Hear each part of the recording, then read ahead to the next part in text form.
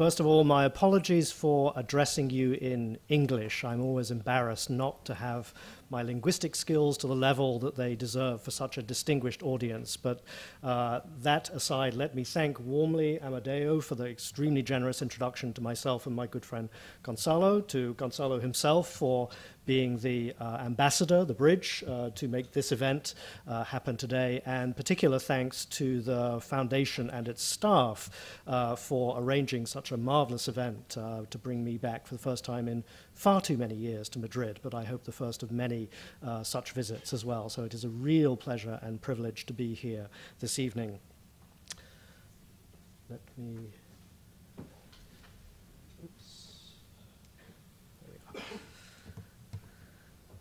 Quisiera comenzar hablando de algún dato gris. En todo el mundo, desde Estados Unidos a Europa, desde México a Australia, actualmente se habla mucho de una crisis de las humanidades. En todas las universidades del mundo se habla de ello. Los motores de esta crisis actual son muchos y muy variados.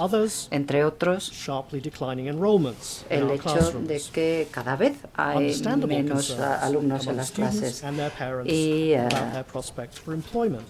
todo eso por las perspectivas de empleo después de graduarse. El cambio de los límites entre disciplinas científicas y no científicas, que para algunos hace que los estudios humanistas como la historia puedan parecer un lujo o una tontería. Y por otra parte, un creciente instrumentalismo de las universidades que ha agravado esta situación, al mismo tiempo que la financiación de las universidades baja, ¿no? Lo cierto es que luchar contra todo esto puede parecer una auténtica lucha hercúlea y un tanto heroica, pero además que no cesa, porque cada victoria parece que trae consigo un nuevo adversario. Hablo con sentimiento y con cierta experiencia después de pasar 3 años como catedrático de un departamento de historia muy importante, el de Harvard, que es la universidad donde trabajo. Incluso en Harvard siento tener que decir, hemos sentido los efectos de esta crisis en el número de alumnos, en matriculaciones, en las limitaciones a la hora de contratar nuevos profesores en campos nuevos, como campos hasta ahora no cubiertos, como por ejemplo la historia de España.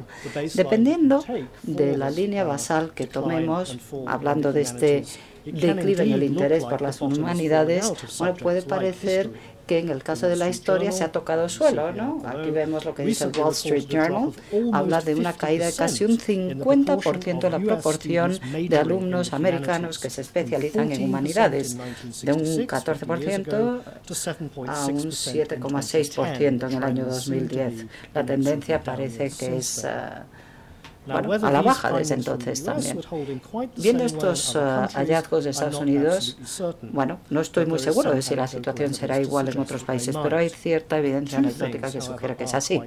Y hay 2 cosas que están muy claras.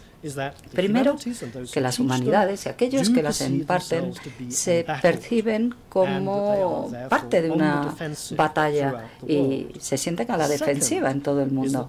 En segundo lugar, los métodos de los humanistas, como los historiadores, en particular, la perspectiva a largo plazo que permite el análisis de la historia, nos puede ayudar a identificar aquellos cursos que realmente tienen importancia, distinguiéndolos de otros que a lo mejor no serían tan importantes. Bueno, lo que yo podría decir hoy es que se está produciendo una hoguera de las humanidades, de la historia en concreto. Necesitamos echar la vista atrás y no solo mirar al futuro. En primer lugar, esa mirada al pasado. La historia entendida como una investigación del pasado ha sido objeto de estudio durante más de 2000 años. De hecho, como la mayoría sabrán, el significado etimológico de la palabra historia en griego, que es de donde viene la palabra historia, significa simplemente encuesta, investigación. Y en este sentido, bueno, pues en todos los sistemas clásicos la historia tenía una gran importancia desde la antigüedad hasta el siglo XX. Gran parte de este tiempo la historia era una búsqueda práctica, una guía para la vida pública de los gobernantes, de sus asesores y los ciudadanos, que les proporcionaba, como decían los clásicos, enseñanza de la filosofía a través del ejemplo, o la guía de la vida, como Cicerón. Decía, aquí tenemos a Cicerón a la izquierda, y esa es una camiseta de Cicerón, con la frase de Cicerón. La historia permite un estudio del pasado en el presente, precisamente en el orden necesario para orientar a la gente hacia el futuro. La orientación ética del historiador, por lo tanto, es tanto dilucidar el presente como el futuro como el pasado. Sin embargo, con la profesionalización de la historia a finales del siglo XIX y con la limitación de la historia a los departamentos académicos del siglo XX, la historia y los historiadores han perdido su responsabilidad ante el presente y la capacidad de orientarnos a todos nosotros hacia el futuro. Y yo voy a argumentar esta tarde que es una gran pérdida que tenemos que recuperar, esa visión a largo plazo de la historia que ayuda a la gente en el presente a orientarse hacia el futuro con esa ayuda del pasado, sugiriendo algunas maneras en las que esto podría ser posible. Recientemente, hace pocas semanas, dos colegas de Harvard hicieron un llamamiento diciendo que el próximo presidente de Estados Unidos debería crear un consejo de asesores historiadores para que se situara al lado del Consejo de Economistas y otros consejos que ya existen para asesorar al presidente o la presidenta de Estados Unidos. ¿Qué papel tendría este Consejo de Historiadores según estos autores? Bueno, ofrecer al presidente lo que podríamos llamar una nueva historia aplicada, rigurosa, eliminando los retos y las opciones actuales, analizando a otros presidentes y otros análogos políticos. Esta propuesta tan atrevida ha sido recibida con escepticismo y poco entusiasmo, pero yo creo que deberíamos prestarle atención y los candidatos presidenciales actuales deberían prestarle atención. Merece esa atención, de hecho, aunque solo sea para que estos candidatos a presidentes expliquen por qué piensan que la historia no es necesaria como parte de su proceso de tomar decisiones de cara al futuro. Igual que Graham Neal, yo creo que es imperativo que la historia forme parte del debate más amplio, del debate entre los ciudadanos, igual que la estrategia política. Y creo que nuevas direcciones en el trabajo histórico pueden ayudar a hacer que la historia y los historiadores vuelvan al mercado de las ideas. El lugar de la historia en la vida pública sigue siendo tan frágil y tan incierto hasta el punto de que los historiadores hoy en todo el mundo, creo, ocupan poco espacio en los debates políticos, ya sean a nivel nacional, internacional o global. Esa retirada a los márgenes de los historiadores es algo autoinfligido en parte, bueno, consecuencia de la profesionalización y el hecho de que cada vez hay mayor especialización y estrechez de miras, y en parte también por el resultado de la influencia que dicen que tienen otros académicos y pensadores, sobre todo los economistas, que hacen que su voz sea escuchada con mucho éxito en la esfera pública, al menos en los últimos años, que vemos una visión esquemática de citas de sociólogos y expertos en ciencias sociales desde 1860, o sea, estamos hablando de unos 150 años. Vemos que en el siglo XIX hasta la primera parte del siglo XX, los historiadores eran los más citados y los más confiados, en los que más se confiaba como guía en materia de temas públicos. Y vemos como luego, a partir de los años 40 del siglo pasado, bueno, pues los economistas empezaron a ser citados mucho más. Hay estudios muy interesantes sobre por qué ha ocurrido esto, cómo ha ocurrido, y bueno, me temo que simplemente, bueno, pues por la capacidad organizadora de los economistas y no tanto por el valor de la economía. Los historiadores no han sido capaces de mostrar su valor. Ha perdido la historia la primacía que tenía en el siglo XIX y principios del siglo XX como guía en cualquier asunto público, y se ha visto sustituida por una paleta mucho más amplia de consejos, de ideas, de asesoramientos, y yo creo que los historiadores deberíamos recuperar nuestra presencia en la esfera pública. Una manera o varias maneras de hacerlo sería trabajando con algunas de las tendencias más positivas que yo he identificado en la disciplina de la historia. Me refiero a ampliar los horizontes de la historia, el espacio y sus horizontes en el tiempo. Bueno, los historiadores hace tiempo preferían el microscopio y al mismo tiempo usaban el telescopio. Hoy todo esto forma parte del repertorio de la historia y lo cierto es que la principal manera de mirar al pasado es de cerca, ¿no? Yo diría que no hay otra disciplina que sea capaz de ver las cosas de forma tan amplia y tan profunda al mismo tiempo como la historia, y sugiero que ninguna otra asignatura de humanidades tiene la capacidad de ser al mismo tiempo lo que yo llamaría transnacional y transtemporal. Quisiera explicar brevemente a qué me refiero cuando hablo de estos dos términos. Transnacional es un término muy utilizado entre historiadores, científicos sociales y otros eruditos.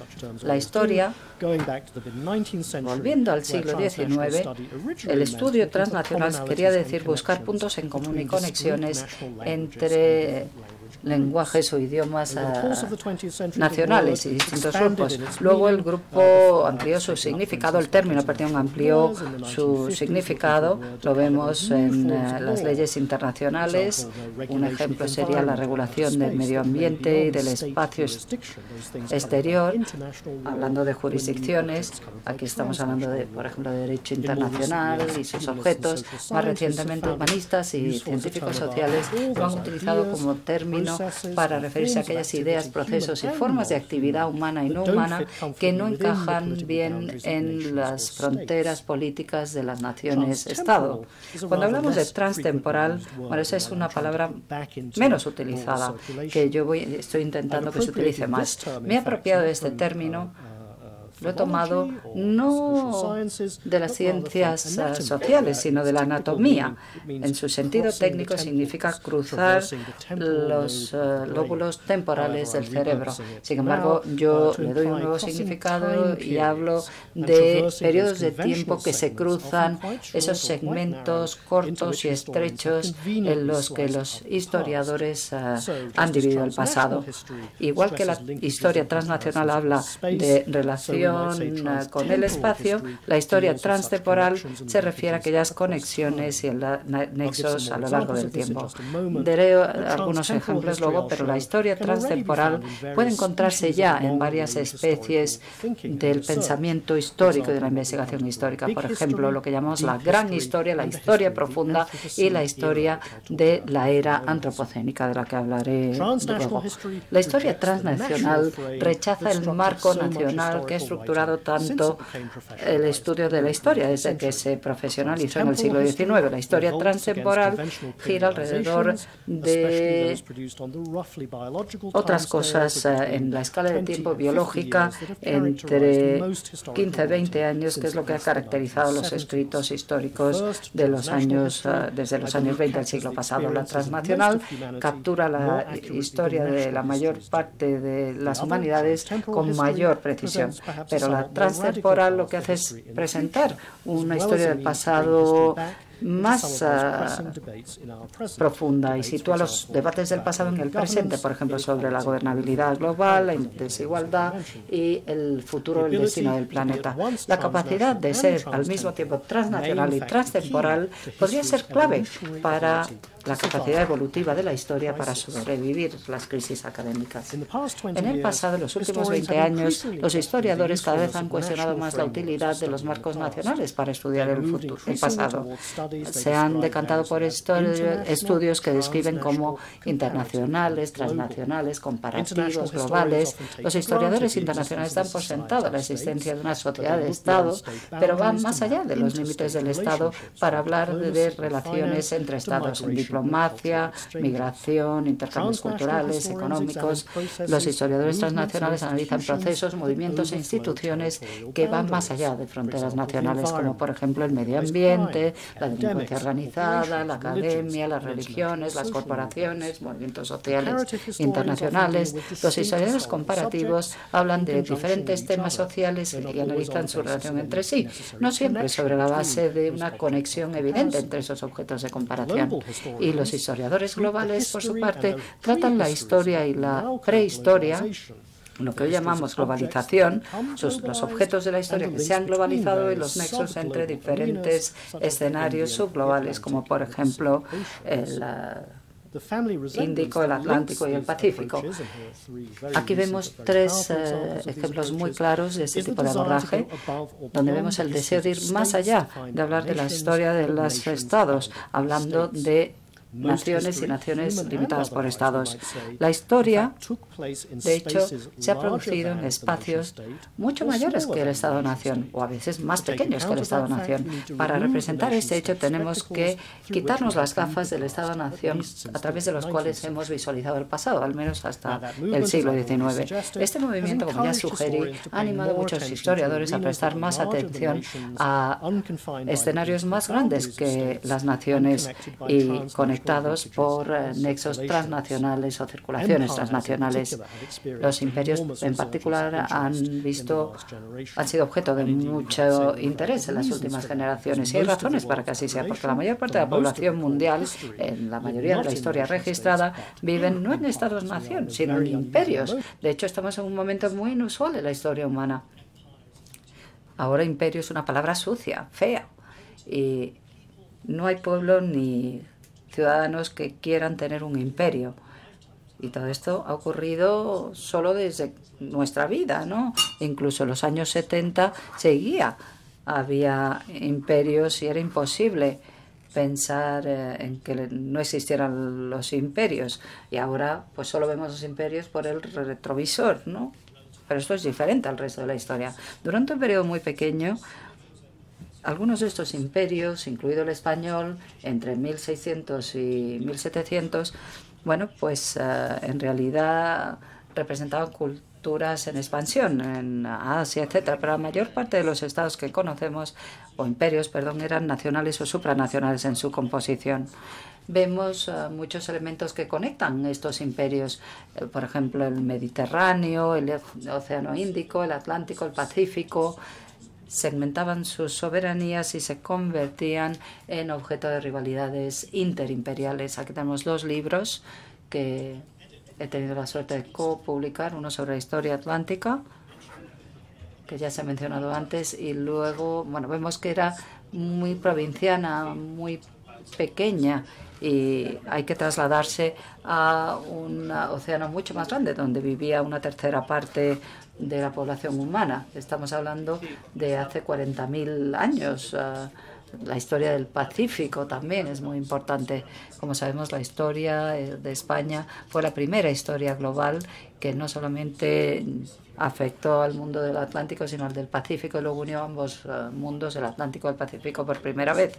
Mi propio trabajo en los últimos años ha tratado sobre estos desarrollos en la historia transnacional. El primero, los orígenes ideológicos del Imperio Británico, trata la historia del imperio y su relación con la formación de estados en Gran Bretaña y el mundo atlántico desde mediados del siglo XVI a mediados del XVIII, y habla de la creación del Imperio Británico, la forja del Estado británico con sus diferentes naciones, irlandeses, escoceses, ingleses, etcétera, no como procesos unidos. Yo hablaría de que, bueno, el Estado británico emergió de la experiencia del imperio y no tanto fue el Imperio Británico el que surgió del Estado británico. Pero también es crucial en mi trabajo en este libro el argumentar que el proceso de formación de imperio y creación del Estado se produjeron en un contexto competitivo con respecto a otros imperios europeos.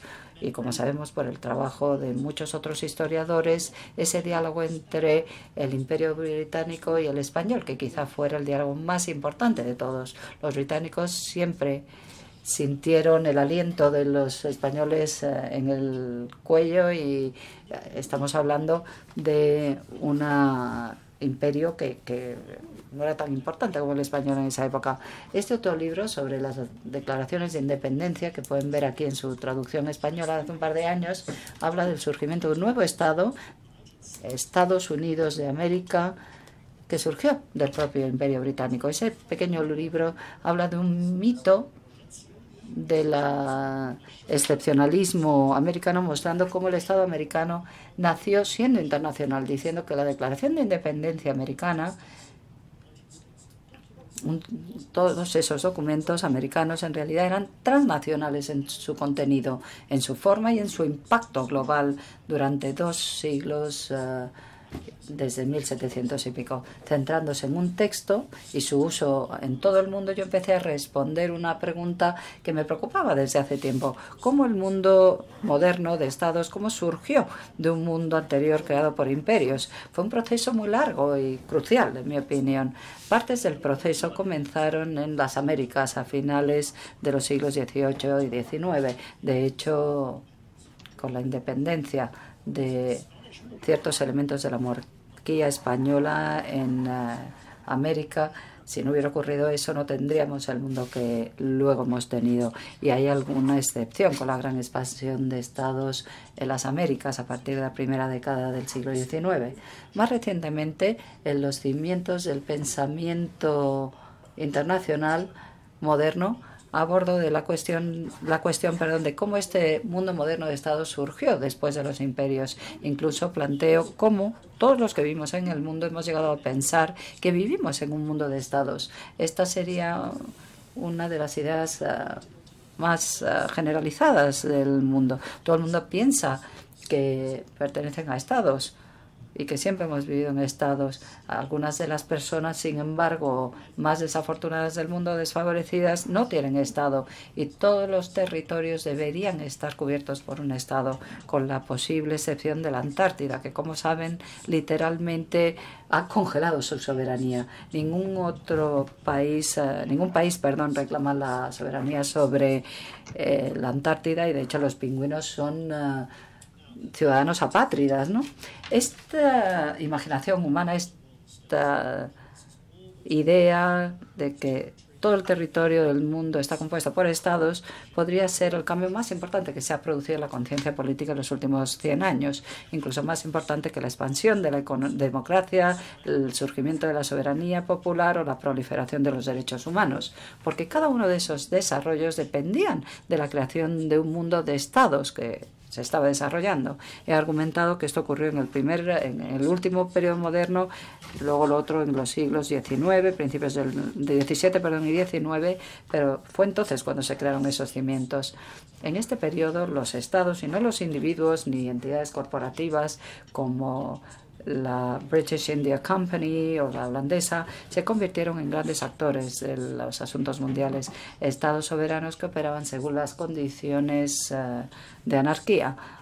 Era una forma de organización autónoma sin ningún gobierno que les controlara ni soberanía superior, porque los estados controlaban a quienes podían y a quienes no podían, y así eran reconocidos como estados, creando organizaciones internacionales como Naciones Unidas para actuar como policía de los estados miembros de su club. Y otros llevaban otra guisa, ¿no? La ideología ha seguido manteniendo este mito de esta comunidad internacional. Por ejemplo, un mito muy fundamental es la idea de que en 1640 el Estado westfaliano se creó y que hasta el día de hoy sigue estructurando el mundo. El acabar con estos mitos, siendo conscientes de cuán frágiles son muchas de nuestras hipótesis o ideas sobre la política internacional, puede ayudarnos a cuestionar algunas de las ideas sobre el mundo político. Ideas como, por ejemplo, que el individuo es necesariamente subordinado al Estado, que las fronteras son impermeables y, por lo tanto, inmigrantes y refugiados deben mantenerse fuera, o que todo se hace en el interés nacional. Y esto lo utiliza Trump para hablar de los de fuera de sus fronteras. Y, por otra parte, se consideran algunas cosas como incidentes o contingencias, cuando en realidad deberíamos cuestionarlo e imaginarnos alternativas en el futuro. Esto también es una propiedad de la historia transtemporal. Y ahora voy a hablar de esa cuestión. Entonces, la historia transnacional fue una reacción contra ver el pasado desde la perspectiva de las naciones. La historia transtemporal representa una revolución contra los tiempos dentro de los que se ha realizado la escritura de la historia. En 2 generaciones, comenzando a mediados de los años 70, la mayor parte de historiadores, especialmente en el mundo británico y seguramente en Estados Unidos, realizaron la mayor parte de sus estudios en escalas de tiempo de entre 5 y 50 años, por lo menos en Estados Unidos, el área de la que tenemos más datos. El tiempo mediano cubierto por las tesis doctorales fue de 80 años en los años 30 a unos 15 años en los años 70, y solamente en los últimos años esta mediana cubierta por estas disertaciones ha vuelto a recuperarse. Muchísimas disertaciones, artículos, monografías, pues son testigos de estos breves periodos calibrados, como digo, en la longitud de una vida humana. Esta reducción de horizontes temporales representó una retirada rápida de lo que en 1958 el historiador francés Fernand Braudel llamó la longue durée, la larga duración. Como ha dicho Madeo, él era famoso por su estudio del mundo mediterráneo en la era de Felipe II. Braudel organizó su Mediterráneo según 3 escalas de tiempo diferentes, sucesivas, como su libro revela, lo que llamó una cuasi historia de los seres humanos y su entorno físico, unas escalas geológicas, y luego una historia lenta de los estados, sociedades y civilizaciones durante siglos y milenios, y por último una histoire événementielle tratando de lo que él llamó pues unas oscilaciones nerviosas y rápidas. El paisaje persistente, los regímenes eternos de la agricultura, todos estos eran aspectos de la longue durée, como la llamó este autor 10 años más tarde. Este término se volvió a plantear más adelante, en el momento en el cual este autor batallaba con una crisis general de las ciencias humanas. La naturaleza de esa crisis, de alguna forma, nos es familiar hoy por hoy. Braudel diagnosticó una explosión del conocimiento, incluida una proliferación de datos, una ansiedad general sobre los límites disciplinarios, una no cooperación entre los historiadores y otros investigadores, y una reducción del humanismo. Braudel reflexionó que las otras ciencias humanas pasaban por alto la historia realizada por la historia para resolver las crisis contemporáneas. Un problema que tenía que ver con la sociedad, con la realidad social, una posición entre lo momentáneo y el tiempo que se iba sucediendo lentamente, y entre estos dos puntos estaban las escalas temporales convencionales de 10, 20 o 15 años. Braudel creía que era importante adoptar otro horizonte temporal, una historia medida en cientos, incluso miles de años. Una historia de una duración larga, prolongada, très longue durée, como él lo decía. Braudel, pues, opuso la longue durée con la histoire événementielle, porque era una historia que él creía que estaba demasiado ligada a los acontecimientos, como el trabajo de los economistas contemporáneos de Francia, que ligaban su trabajo a los acontecimientos actuales y a los imperativos actuales, y no a un tiempo más largo. Es una forma miope de trabajar, centrada en el presente, y de alguna forma este tipo de trabajo era alérgico a las teorías y no tenía demasiada sustancia intelectual. Estas quejas sobre el estrechamiento de las disciplinas pueden encontrarse también en muchos ámbitos científicos y humanísticos en el siglo XX. Sin embargo, creo que fue solamente en los años 80 que estas preocupaciones se hicieron más amplias en la comunidad histórica. Amadeo menciona a Bailyn en relación con el Seminario Atlántico de Harvard, lo planteó en los años 80 y habló de la fragmentación de la investigación histórica y la falta de síntesis en la forma en la que los investigadores no llegaban a los públicos, al gran público, porque no llegaban a contestar las preguntas que se plantea el gran público de una forma similar. En 1987, un historiador británico, David Carradine, que fue miembro de la Academia de Historia, pues planteó que los historiadores escribían textos que nadie leía. Por lo tanto, el papel del historiador como profesor pues se ha ido destruyendo. Y esto daba lugar a una marginalización. Por lo tanto, los historiadores básicamente se desvincularon de lectores no profesionales de una forma bastante alarmante.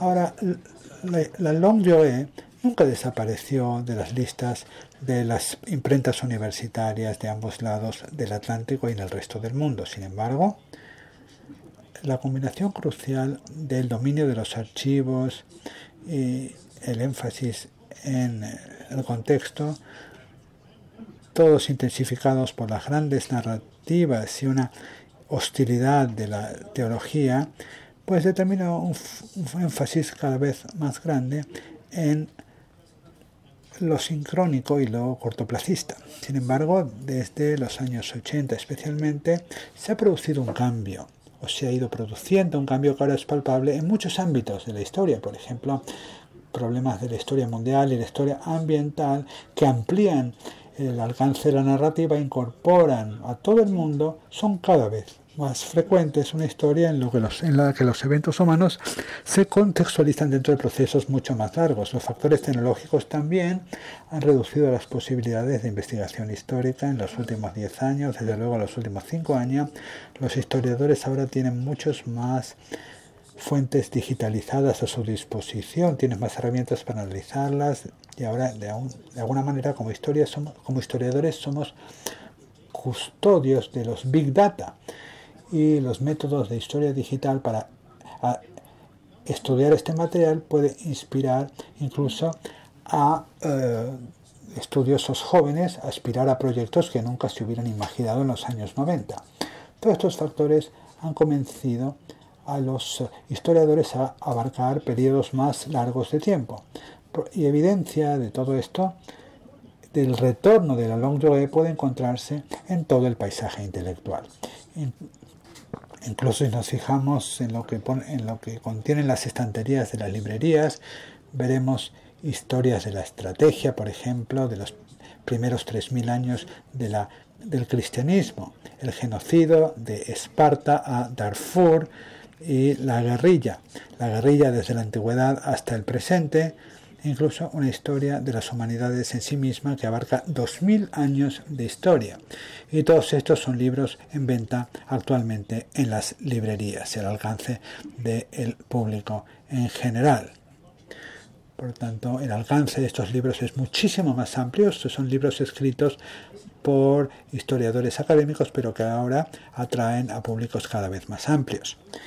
Mi propio libro, que se va a publicar pronto, Las guerras civiles, una historia de ideas, se va a publicar el año próximo, abarca más de 2000 años, desde Roma hasta el momento actual.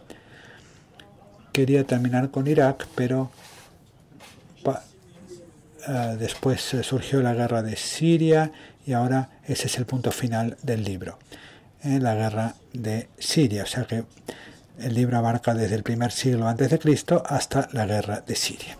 Lo que he intentado hacer en ese libro es mostrar cómo las definiciones contemporáneas de la guerra civil de alguna forma alimentan el conflicto sobre el conflicto, porque abarcan conceptos confusos sobre la guerra civil cuyas raíces se remontan hasta el derecho romano y la historia de Roma.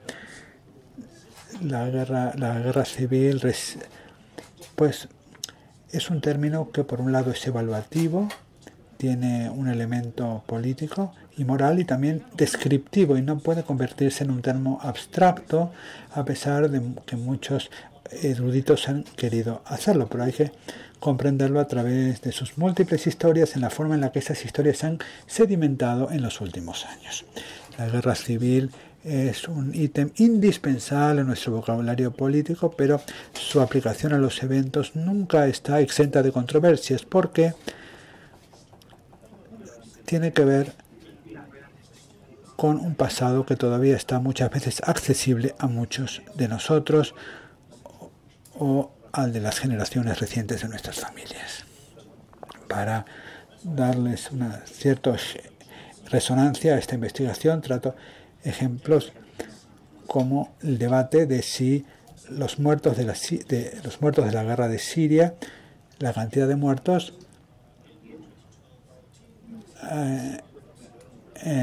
en los años 2012 y 2013, pues la preocupación por la cantidad de muertos en el extranjero pues estaba relacionada con la preocupación existente en el mismo país, en Siria, sobre la cantidad de muertos a raíz del conflicto. Lo mismo en Irak, a partir de la invasión, ¿se puede considerar una guerra civil o simplemente una insurgencia?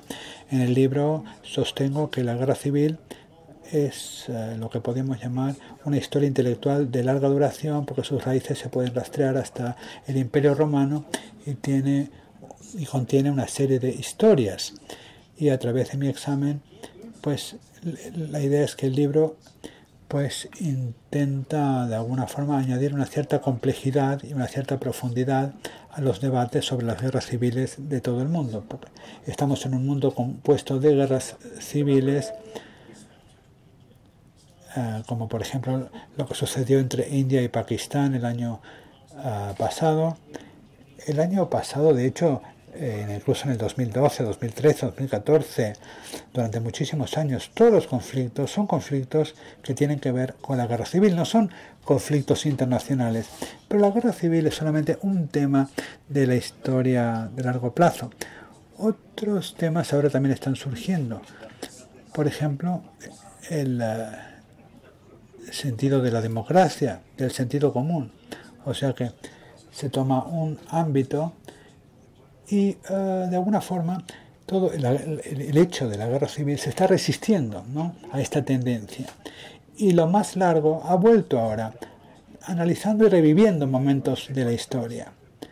Ahora está muy de moda hablar de Big History. Se rastrea el origen del universo en sí mismo, empezando con el Big Bang.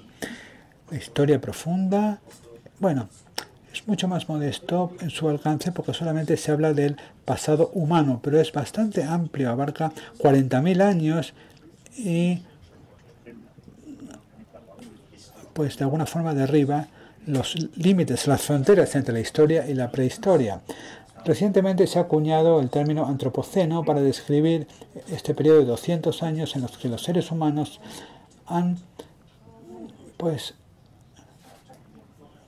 se han convertido en un actor tan poderoso que han distorsionado el medio ambiente a nivel mundial.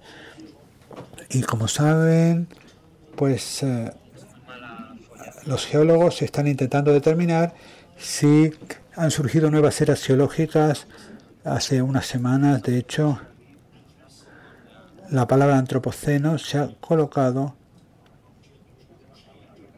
como una era más de la sucesión de eras geológicas. Se está ahora intentando determinar cuándo comienza el antropoceno. Se está diciendo que es en 1950 porque se dice que para que se determine un nuevo periodo geológico tiene que existir evidencia a largo plazo del cambio. ¿Y qué sucedió en 1950? Bueno, pues es el comienzo de las primeras pruebas con las bombas nucleares.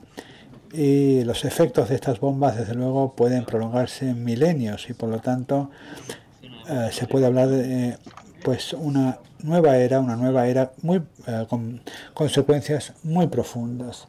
Y la perspectiva más larga que dejan estas visiones sobre la historia tiene relevancia también para nuestra situación actual de crisis de las humanidades. Desde la Segunda Guerra Mundial creo que es palpable que los ciclos presupuestarios del mundo se han reducido más drásticamente que las escalas temporales de las historias. Los ciclos electorales tomados de las estrategias militares han reducido el foco de los políticos a periodos de 1 a 5 años.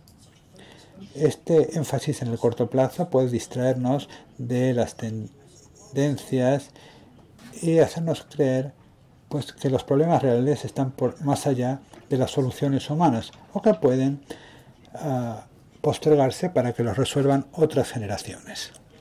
De hecho, creo que los historiadores deben argumentar de forma positiva que el futuro no tiene por qué discurrir en los canales del pasado. Debería ser posible descarrilarnos y tomar una nueva dirección, tal y como es viable atravesar el pasado para descubrir parte del pasado.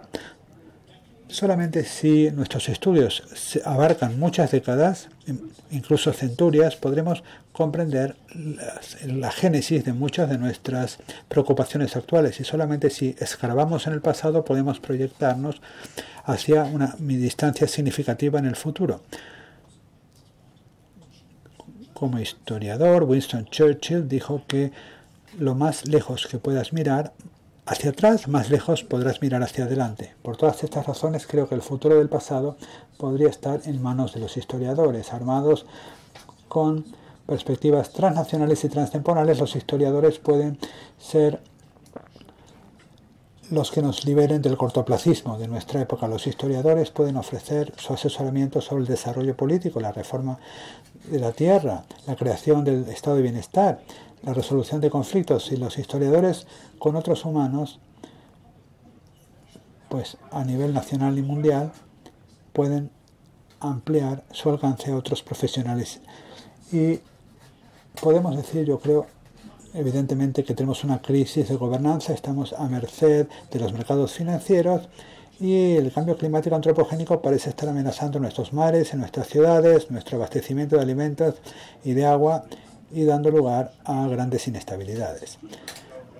Para poner estos desafíos en perspectiva y para combatir el cortoplacismo de nuestra época, urgentemente necesitamos un ángulo más amplio y la visión más amplia que pueden ofrecer los historiadores. Muchas gracias por su atención.